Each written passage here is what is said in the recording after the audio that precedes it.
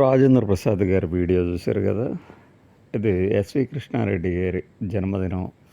అట్లానే ఆయన ఇండస్ట్రీకి వచ్చి 42 ఏళ్ళు సారీ ఇన్నేళ్ళు అయిన సందర్భంగా ఒక గెట్ టుగెదర్ లాగా చేసుకుంటున్నారు. ఎస్వి కృష్ణారెడ్డి గారు మనీష్ ఫిలిమ్స్ బ్యానర్ మీద ఆ తర్వాత తీసిన సినిమాల్లోని హీరోయిన్లు, మిగిలిన నటీనటులు కూడా వచ్చినటువంటి ఫంక్షన్కి ఈయన రాజేంద్ర ప్రసాద్ గారు ఎందుకు రాలేదు మొదటి రోజు అన్నట్టు చెప్తూ ఈ క్రమంలో జాలువారిన ఆణిముత్యాలవి. ఇప్పుడు గట్టిగా దీన్ని సమర్థించుకోవాలంటే సమర్థించుకోవచ్చు. జనరల్గా మేమందరం క్లోజ్ కాబట్టి ఇలా మాట్లాడుకుంటూ ఉంటాం. పైగా నేను అందుకనే సభలోనే క్షమించాలని ముందే కోరా అని కూడా చెప్పవచ్చు ఆయన.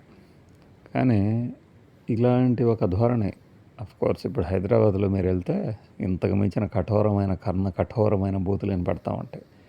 జస్ట్ అలవోకగా అలా జారిపోతుంటాయి.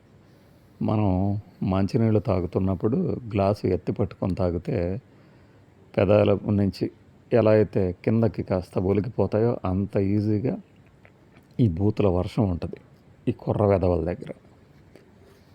అలాంటప్పుడు రాజేంద్ర ప్రసాద్ మాట్లాడిన దాంట్లో తప్పేంటి అని కొంతమంది వాదించవచ్చు. కావచ్చు, కానీ సెలబ్రిటీలు అన్న తర్వాత అది పొలిటీషియన్లు కావచ్చు, సినిమా స్టార్లు కావచ్చు, మరే రంగంలోని ప్రముఖులైనా సరే వాళ్ళు చేసే ప్రతి పని తాలూకు ప్రభావం ఉంటుంది సమాజం మీద, చుట్టుపక్కల జనాల మీద. వాళ్ళు తప్పుగా ప్రవర్తిస్తే ఈ తప్పుగా ప్రవర్తించడం అనేది ఒక అంటువ్యాధిలాగా మారిపోద్ది. అదే అసలు ఇది ఓపెన్గా ఇలా మాట్లాడటం తప్పు అని వాళ్ళు తెలుసుకోవటము, క్షమాపణ చెప్పడం ద్వారా ఏమవుతుందంటే నువ్వు నీ ఇంట్లో ఎలా అయినా ఉండు, నువ్వు నీ క్లోజ్గా ఉండే వాళ్ళతో ఎలా అయినా ఉండదు, బట్ సభా మర్యాదలు, సమాజ మర్యాదలు అనేవి కొన్ని ఉన్నాయి అనేది గమనించాలనే ఒక సందేశం ఇచ్చినట్లవుద్ది. దీంట్లో ఎవడన్నా హర్ట్ అయ్యాడా, హర్ట్ అవ్వలేదా ఇదంతా తర్వాత వేరే సంగతి.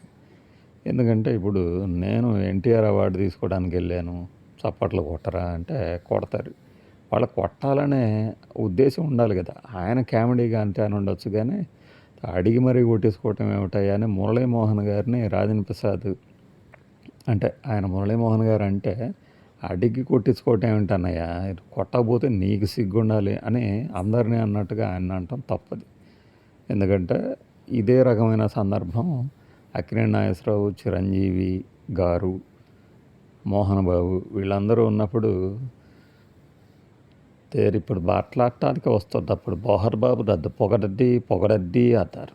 చేబరి పొగడాలి బోహర్ బాబు గురించి చెప్పి అడిగి పొగిడించుకోవటం ఏమిటయ్యా అని నాగేశ్వరరావు గారు కొన్ని సందర్భాల్లో చెప్పారు. మీకు యూట్యూబ్లో బోలెడు వీడియోలు దొరుకుతాయి దానికి సంబంధించి.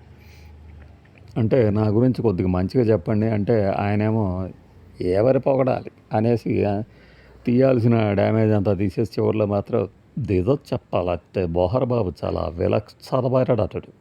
ఆయన డైలాగ్ డెలివరీ కానీ పరొకటి కానీ ఇదంతా ముందే చెప్పొచ్చు కదా. అంటే నేను మొహమాటం లేకుండా, లౌక్యం లేకుండా మాట్లాడతాను అని 10 మంది అనుకోవాలని, 10 మంది అనుకోవాలని, తాను అదని, మరొకటని, ఇంకొకటని అనుకోవాలనేది ఏఎన్ఆర్ గారి మాటలని నేను చెప్పినంత మాత్రాన మీరు వినారు కదా.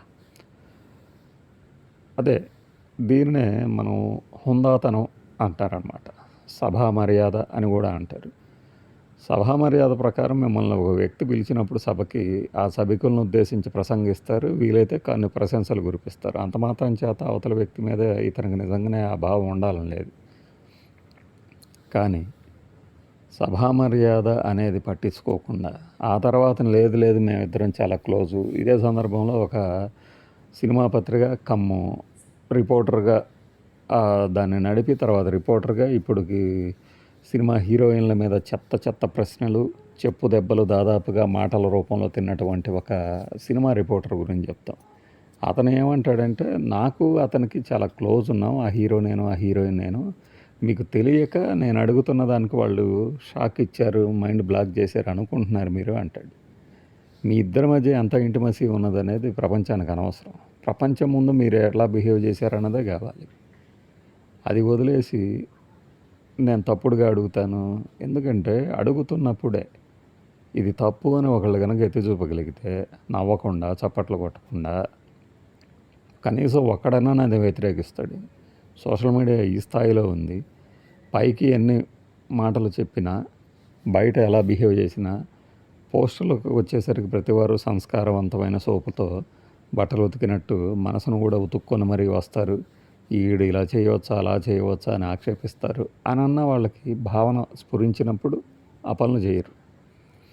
నువ్వు చెప్పినట్టే వినాలా, వాడు చెప్పినట్టు వినాలా అంటే అది వేరు.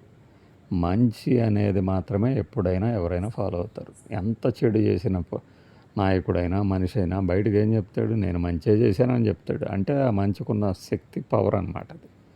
కాబట్టే ఇప్పుడు రాజేంద్ర ప్రసాద్ గారు ఆయన ఉద్దేశం ఏదైనా అబాసు పాలయ్యారు.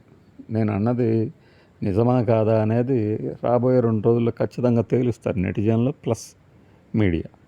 చూడండి కావాలంటే. బాయ్.